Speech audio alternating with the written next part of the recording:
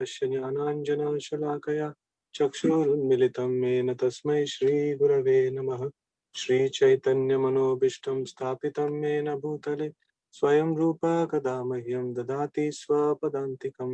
वन्देऽहं श्रीगुरून् श्रीयुतापदकमलं श्रीगुरून् वैष्णवांश्च श्रीरूपं साग्रजातं सगण रघुनाथान्वितं तं सजीवं साद्वैतं सावधूतं परिजनसहितं कृष्णचैतन्यदेवं श्रीराधा कृष्णपादान् सगण ललिता श्रीविशाखान्वितांश्च हे कृष्ण करुणा सिंधु दीनबंधु जगत्पते गोपेश गोपिका कांत राधा कांत नमोस्तुते तप्त कांचन गौरांगी राधे वृंदावनेश्वरी वृषभानुसुते देवी प्रणमामि हरिप्रिये वाञ्छाकल्पतरुभ्यश्च कृपा सिन्धुभ्यैव च पतितानां पावनेभ्यो वैष्णवेभ्यो नमो नमः।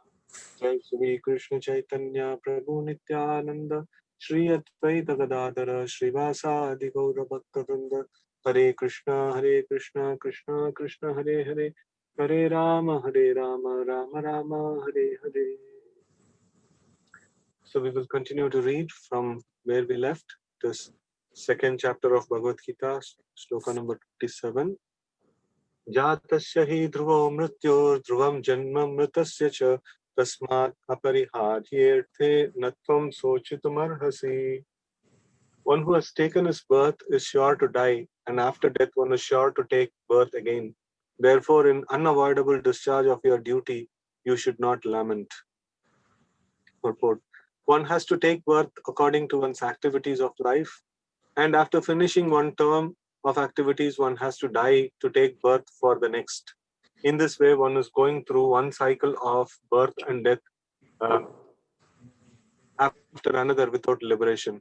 This cycle of birth and death does not, however, support unnecessary murder, slaughter, and war.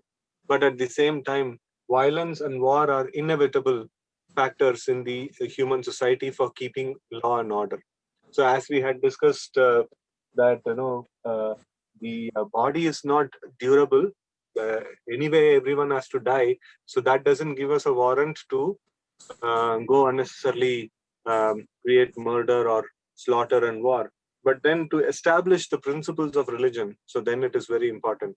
So the just like Prabhupada was giving an example, the violence of the doctor cutting open the body of a patient, for operating, it is not considered bad because that is actually helping the patient. So in the same way, the violence and war, can be used for upkeep of law, but not whimsically. Okay. The battle of Kurukshetra, being the will of the Supreme, was an inevitable event, and to fight for the right cause is the duty of a Kshatriya. Why should he be afraid of or aggrieved at the death of his relatives, since he was discharging his proper duty? He did not deserve to break the law, thereby becoming subjected to the reactions of sinful acts, of which he was so afraid. By avoiding the discharge of his proper duty, he would not be able to stop the death of his relatives, and he would be degraded due to his selection of wrong path of action. So here Arjuna was telling that no, this will be adharma to kill all these relatives and things like that. But actually, not following the order of the Lord will become a greater adharma. No, that will anyway, whatever he was afraid of, that thing is anyway going to happen. So he is going to the relatives are going to be dead at any point in time.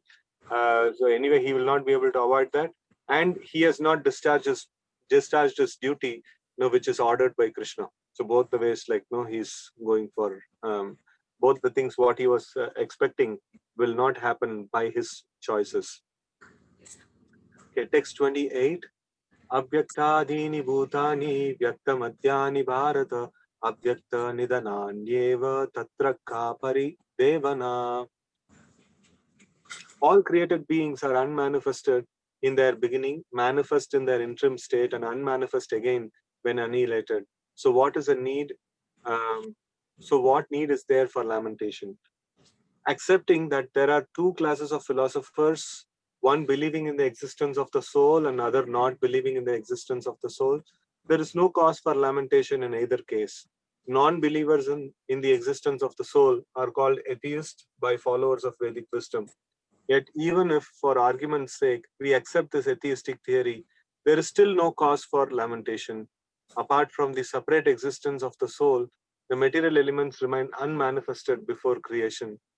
From this subtle state of non-manifestation comes manifestation, just as from ether, air is generated, from air, fire is generated, and from fire, the water is generated, and from water, earth becomes manifested. So from earth, many varieties of manifestations take place. So this is a very nice point. From the unmanifested state, the manifested state comes. Now from the subtle object, gross objects come. So if we see the ether, or ether is the most subtlest. Subtle means we can perceive it. We cannot perceive it with many of our senses, right? So ether is space, which we cannot touch, which we cannot taste, which we cannot feel like that. So it is, ether is of that nature. And air we can actually touch. So ether generates air, and from air comes fire. Fire we can touch and feel, and also we can see. And then water comes. Then that is like it is. We can taste the water, and then all the previous things we can do. And earth is more grossest, so we can have all these things. So from the subtle aspects, the gross aspects actually come. So in the same way, if we see the soul, is the cause of all the material manifestation. So because that is the most subtlest object, and from there the gross objects come. Okay, take for example a big skyscraper manifested from the earth. When it is dismantled, the manifestation becomes again unmanifested and remains as atoms in the ultimate stage. The law of conservation of energy remains, but in course of time, things are manifested and unmanifested. That is the difference. Then what is a cause?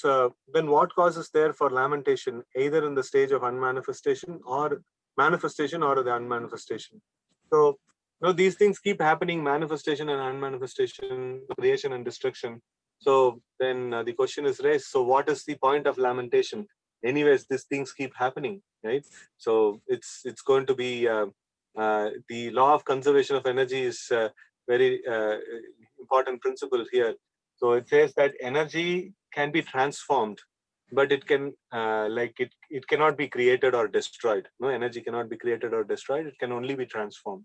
So in the same way, like we cannot create anything new in this world. No, everything that exists, and only it can be transformed from one shape to another. That's all. So no, the energy is the sum total of energy is always there. Okay. Somehow or other, even in the unmanifested stage, things are not lost. Both at the beginning and at the end, all elements remain unmanifested, and only in the middle, Vyakta Madhyani Bharata. So, like Avyaktadini Bhutani. So, it is Avyakta means like there is unmanifested. So, and Vyakta Madhyani. So, means in the middle time. So, there is a manifestation. So, in the beginning, it was unmanifested. At the end, again, after destruction, it becomes unmanifested. So, only in the middle for some time, there is manifestation of things, right? So, okay, only in the middle are they manifested, and this does not make any real material difference. And if we accept Vedic conclusion, as stated in Bhagavad Gita, that these material bodies are perishable in due course of time, antavanta ime deha, but that the soul is eternal, nitya shoktha sharirinaha, then we must remember always that the body is like a dress. Therefore, why lament changing of a dress? The material body has no factual existence in relation to the eternal soul. It is something like a dream. In a dream, we may think of flying in the sky or sitting on a chariot as a king. But when we wake up, we can see that we are neither in the sky nor seated on a chariot. The Vedic wisdom encourages self-realization on the basis of non-existence of material body. Therefore, in either case, whether one believes in the existence of the soul or one does not believe in the existence of the soul, there is no cause for lamentation for the loss of body. So, like in the material terms, like things are manifested and unmanifested, and in middle there is little bit of time the manifestation actually sustains. So no, essentially there is no change in the total chemical compositions or total the composition. So it's only changing from one form to another. So if we don't have the conception of soul, so then there is no loss at all. No, there is nothing. No, there is loss because everything is intact. And then no, like we may think so many things that we are so and so, and we are having so much of like our identity and in the material world and things like that. But then after we die, no, everything that is there is like no, the dead body, and then the dead body actually disintegrates and merges with the nature, right? So that's the no condition of the dead body. So no, if we don't believe in the soul, then there is no point of lamentation at all for anything. And even if we believe in the soul, so like that is again, no, Krishna was mentioning that before. If we believe in the soul, then we should perform our duty. No, we should worry about what will be our destination in the future, and for that sake, no, we have to follow the instructions of the Lord and things like that. So all those things comes into the picture, right? Okay, so text 29. आश्चर्यवत् पश्यति कश्चिदेनम् आश्चर्यवत् वदति तथैव चान्यः आश्चर्यवच्चैनमनन् अन्यः शृणोति श्रुत्वापि एवं वेद न चैव कश्चित्. Some look on the soul as amazing, some describe him as amazing, while others, even after hearing about him, cannot understand him at all. Purport. Since Gita Upanishad is largely based on the principle of the Upanishads, it is not surprising to also find this passage in Katha Upanishad 1 to 7. Shavanyapi bahubiryo न लभ्यः शृण्वतोऽपि भवो यं न विदुः आश्चर्यो वक्तः कुशलोस्य लब्धः आश्चर्योस्य ज्ञातः कुशलानुशिष्टः. The fact that the atomic soul is within the body of a gigantic animal, in the body of a gigantic banyan tree, and also in the microscopic germ, millions and billions of which occupy only an inch of space, is certainly very amazing. Men with poor fund of knowledge and men who are not austere cannot understand the wonders of the individual atomic spark of spirit. Even though it is explained by the greatest authority of knowledge, who imparted lessons even to Brahma, the first living being in the universe, owing to a gross material conception of things, most men in this age cannot imagine how such a small particle can become both so great and so small.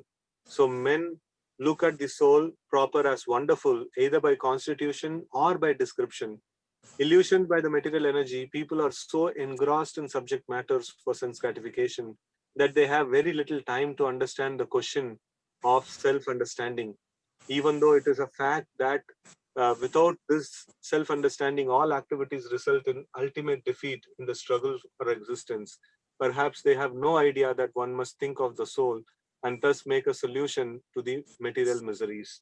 So here Prabhupada very nicely starts the purport saying that no, this Ascharyavat, no, this particular concept is there in the Upanishads. No, Bhagavad Gita is considered to be one of the Upanishads, and obviously it is also giving the idea of the various Upanishads. No, here from the Katha Upanishad it was cited, and then Prabhupada is mentioning how this the soul is there in the gigantic tree and the gigantic animals and things like that, and the soul is there in the small like microbe also.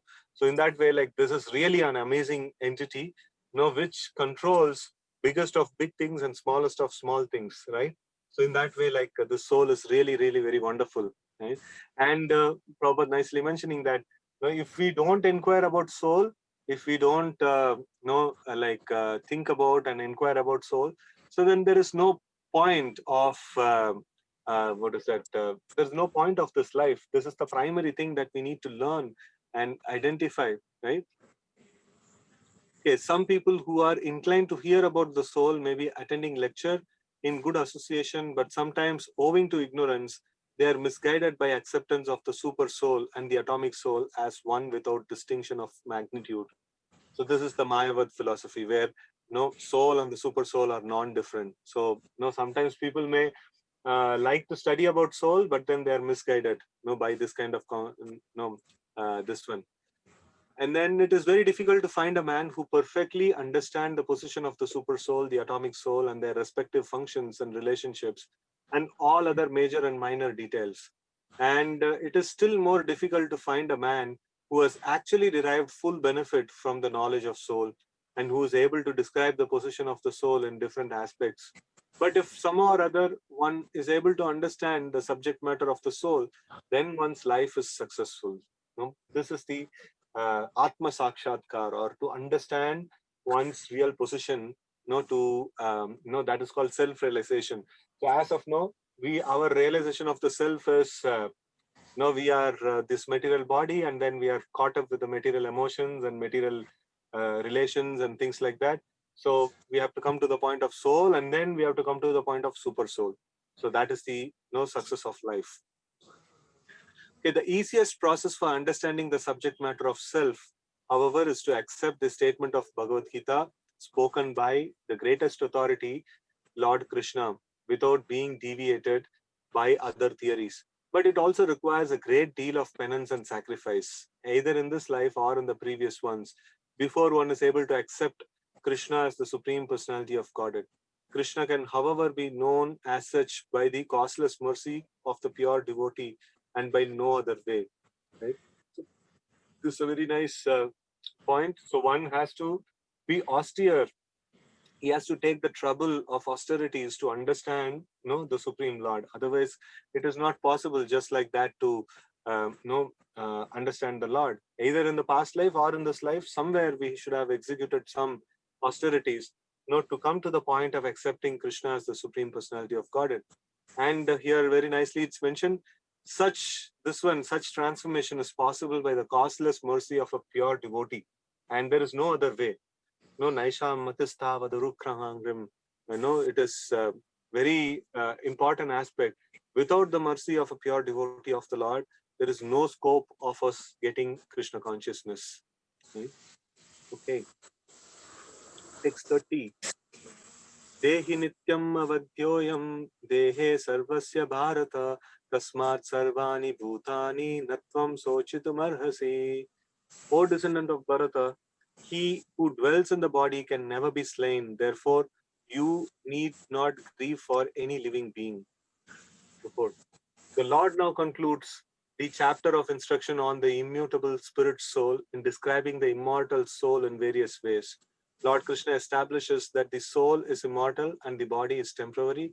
Therefore, Arjuna as a Kshatriya should not abandon his duty of fear, duty out of fear that his grandfather and teacher Bhishma and Drona will die in the battle. On the authority of Sri Krishna, one has to believe that there is a soul different from the material body, not that there is no such thing as soul, or that living symptoms develop at a certain stage of material maturity, resulting from the interactions of chemicals. Though the soul is immortal, violence is not encouraged, but at the same time, but at the time of war, it is not discouraged when there is actual need for it. That need must be justified in terms of sanction of the Lord and not capriciously. So this is a nice point, like where Lord is concluding this section of the topic of soul and the body, and he's mentioning that this like Dehi Nityam. Dehi means like the possessor of the Deha. No, Dehi Nityam means so the soul is the possessor of the body, and that is Nityam. No, that is existing forever. So Dehi Nityam. So like because the soul cannot be destroyed, you should not be worried about killing these people. And then it is not a warrant like to kill anyone and everyone. So it is actually this one when the discharge of duty. So we should not be thinking about these things like harming others.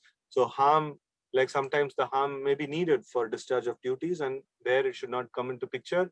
But at the same time, these things should be done based on the sanction of the Lord or sanction of the law, or the scriptures. Based on that, we should do these things. That is why these wars, these battles were called as Dharma Yuddha. So Dharma Yuddha means they were fought on the principles of Dharma. They were not just like just for the whims of some person or just to expand some kingdom and things like that. It was not like that.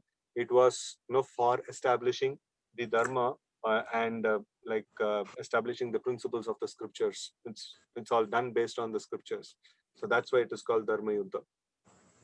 Okay, so as I was mentioning, I'm actually traveling from one place to another, and I'm on a highway.